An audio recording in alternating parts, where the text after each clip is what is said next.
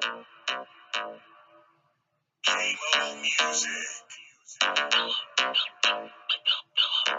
Wide open when the lights turn green. Yeah, buddy, that's a dirt track thing. Throwing mud, but it looks so clean. Yeah, buddy, that's a dirt track thing. 3/8 to the little bull rings. Yeah, buddy, that's a dirt track thing. Waffle House with a dirt. How about that intro, Kenny Montgomery with Dirt Track Thing? Hey, everybody. Welcome to the pilot episode of Seven Posts. And if you've somehow found your way onto this brand new hybrid podcast and a video blog, which I might call a pod vlog since it's not a pure podcast, but the idea is to have more of a podcast feel and talk about all things racing from dirt to NASCAR, from IndyCar to USAC. Everything's fair game. Hopefully, you'll have more of a wind tunnel type feel instead of most podcasts or television shows seem to focus on one specific genre. Hopefully, we get a little of everything on here. I will share opinions. I will talk about what I have seen each weekend, um, where I have went, what I've seen on TV, and hopefully there will be no shortage of opinions. And we'll do this as long as somebody watches, as long as it's fun and makes sense. So this could be the inaugural and last. This could go on for a while. But to start today, this is going to be probably the least rehearsed, least formatted episode that I would do. Um, Wanting to make a quick introduction to what I am hoping to accomplish in the future with this podcast and sharing some thoughts. Hopefully, in the future, it will be possible to have some guests and to just grow and get more than just my opinion, but I will definitely lay it on you thick. As, like I said, I like anything with four tires and races. If it goes fast, it's a good time. A little about me, Brandon Stigall, from a small town that grew up loving NASCAR originally. Got exposed to dirt track racing and dirt late models and modifieds back in eastern Kentucky. Unfortunately, that part of the country has went through some tough times as far as the local dirt track scene. Um, Now to see good dirt track racing, you're down to specials at places like 201 Speedway. You're having to travel to Portsmouth Raceway Park, travel to Northern Kentucky to Florence Speedway, which Florence and Portsmouth both are two of the best tracks anywhere in the country as far as how they run their program. The guys that show up to support the Speedway, and some of the most loyal fans that you'll ever see at both facilities. So it's a blessing to be in the vicinity, to be able to split those two speedways. I now live in Louisville, Kentucky.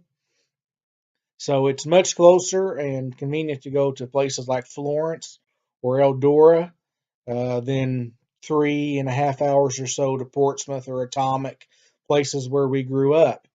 Um, One of our first loves, like we said, our first exposure was NASCAR, and then we actually went from the top down. Um, One of the things we may tap into in future episodes is where NASCAR is no longer making that connection to the grassroots, and we're not growing people from the roots up, and we're also not trickling from the top down and growing new seeds. So that's one of the opinions and one of the things that we would like to talk about future episodes. Again, this is just introduction and things that we'd like to cover, things that we want to do in the future. Um, we're getting ready this coming weekend to start our racing season. Um, the plans are for Brownstown Speedway this coming Friday night and the rescheduled No Way Out 40 for the unsanctioned non-winged sprint cars at the Quarter Mile Brownstown Speedway in Brownstown, Indiana. The event, which is a tribute to the late Jesse Jesse Hockett, uh, usually pays $7,500 to win as a tribute to him. But since the rain out, some sponsors have jumped on board, and the sprint cars will now pay $10,000 to win, which is actually one of the higher paying races that the non-wing cars run for during the whole season now, especially in the Indiana area.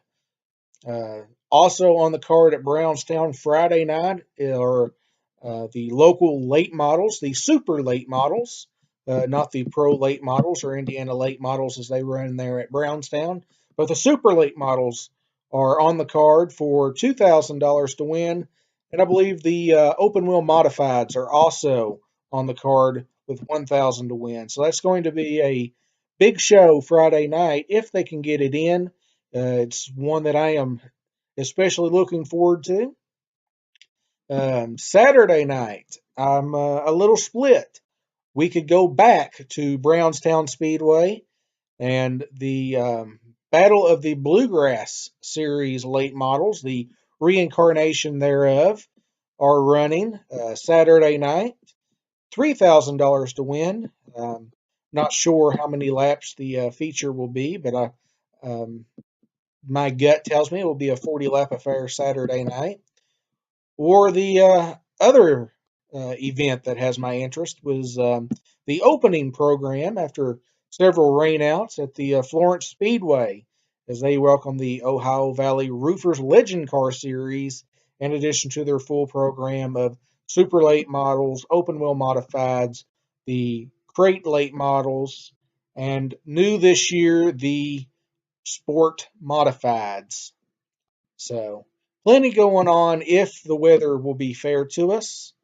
Um, we usually keep a pretty busy schedule, and I do actually keep a schedule. I keep everything very lined out. As I I like to pick events, and if I want to go there, that's where I have set in mind. I lay it out, and every year since 2006, I have kept a spreadsheet with the feature winners of every event that I've gone to. So as we go through the year, I will share more of where I'm planning to go and what's coming up on that weekend. Um, Looking back, last season was a record year as I went on my NBB tour. Um, we won't go into what that actually stood for, but it's about forgetting the women that kept you from going out and chasing your dreams and going out there and just kind of making sure that you have fun and don't let anybody steal your thunder. We went out, we were aggressive with where we went, what we wanted to see, and we ended up at with 61 different events, different races last season, which included 11 of the Monster Energy NASCAR Cup Series events, uh, 8, I believe, NASCAR Xfinity races, 7 NASCAR Camping World Truck Series races. So there was a lot of NASCAR stuff last year, but there was still a lot of dirt as we made it to last year's Spring 50 at Florence Speedway. We saw 2 different arena cross shows, one in Cincinnati in January last season, which was very cold and frigid. Um, and then that started our season in January. We ended our season in sunny Miami, Florida, for the NASCAR Championship weekend in November. So we went from January to November without missing a beat. Unfortunately, things got the best of us. We missed out on finishing the year out and finding a race that I could go to in December. Other things going on this weekend is the top 2 NASCAR series, the Monster Energy NASCAR Cup Series and the NASCAR Xfinity Series. Head to the Texas Motor Speedway, newly redesigned racetrack as they widened turns 1 and 2 last season. Um, They also took some of the banking out in order to widen the track. They left the turns in 3 and 4 alone, resurfaced the entire track. Last year were not the best races, as you would expect with a repave. Toward the end of both races last year, you did start to see a second groove come in, but it took the entire 500 miles to do so in the Cup Series, while there was really no outside groove for the Xfinity or Truck and Xfinity in the November weekend. I have seen on social media and saw Friday where Texas is using the Tire Dragon to lay rubber on the track. And from that video, they have already got rubber laid down in half of the track width. So they may have the full track from top to bottom rubbered in by the time that the first practice session happens on Friday. So it will be interesting to see if Texas can put on a better show than what we've seen there in the past, and hopefully better than the 1.5 mile races usually go in the NASCAR series. Unfortunately, some of the best racing are some of the tracks that there aren't very many of. And while the 1.5 mile tracks kind of run rampant and don't put on the best racing, but anyone that goes in person to some of these races will see that the racing is much better than what television can show. And again, that might be a topic that we can deep dive on in the future, as we do plan to attend a couple of 1.5 mile races this year in the NASCAR Cup Series. As I do have my tickets bought for the Monster Energy All Star Race in Charlotte in May, and for the Kentucky Speedway races in July. Uh, Other events in the weekend: the World of Outlaw Sprint Car Series comes off the 1 week hiatus for the Easter holiday after spending lots of time in California, where they got several races in, but also had several rainouts. The Outlaws return to Arizona, and I believe it's Arizona Speedway this weekend, where the two dominant drivers, one is a surprise and one not so much. Donnie Schatz has been very consistent and won several races in the opening seven or so shows. The surprise is young Sheldon Haudenschild, who has made his debut with Stenhouse Wood, Ricky Stenhouse's World of Outlaw team. Not only did he win his first Outlaw show at Volusia, but he has followed it up with 2 more victories. And the Outlaws have been putting on some of the best shows in the early season. I do have the Dirt Vision Fast Pass, and it's going to be an exciting year to keep up with the Outlaws as good as they have started off this year. Um, Looking past the Outlaws and this weekend and into the season as a whole, I do hope and plan and actually have tickets to some Outlaw shows already, as I plan on going to Lawrenceburg Memorial Day weekend.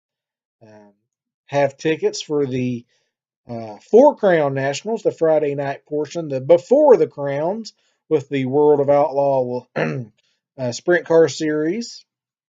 And I will actually be attending my first true Four Crown Nationals, as I will be at Eldora Speedway on that Saturday night to watch my first Four Crown with the USAC National Sprint Cars, the USAC National Midgets, and of course the big cars, the USAC Silver Crown Series, who will be all joined by the All Star Circuit of Champions for now the true Four Crown Nationals.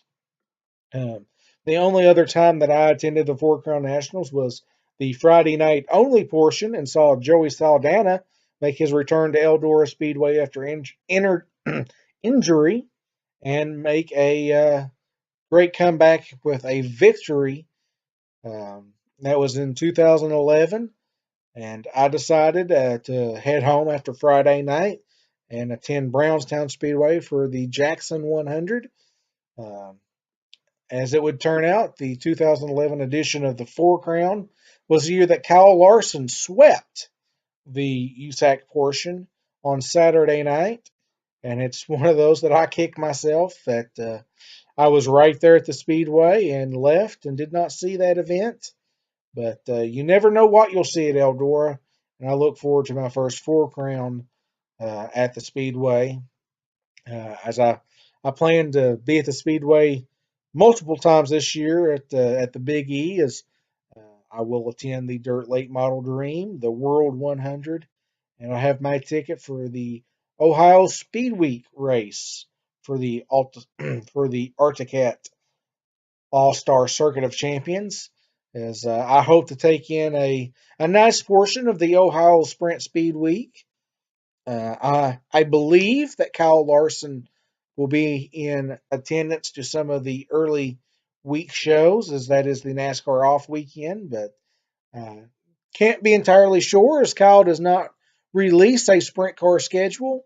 But if Mr. Larson is not in attendance, you can still be assured that there will be lots of good sprint cars following the Ohio Sprint Speed Week Tour, as not just the Ohio Speed Week, but the All Stars in general have announced that they have 20 full time travelers that are going to attempt the season. They've got some surprise big names and some rising talent following the All Stars this year. As you have the champ, Chad Kamenal, is back on tour. You have guys like Cale Conley, who's come back from the NASCAR stuff back into sprint cars. You've got Aaron Reitzel, who won his first World of Outlaw race earlier this year.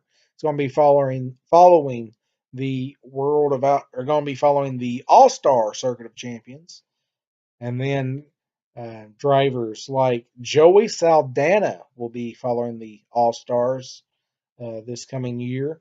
I was surprised. I thought he would be back on the Outlaw Tour, but he is going to be with the All Stars along with Dave Blaney and Jack Haudenschild.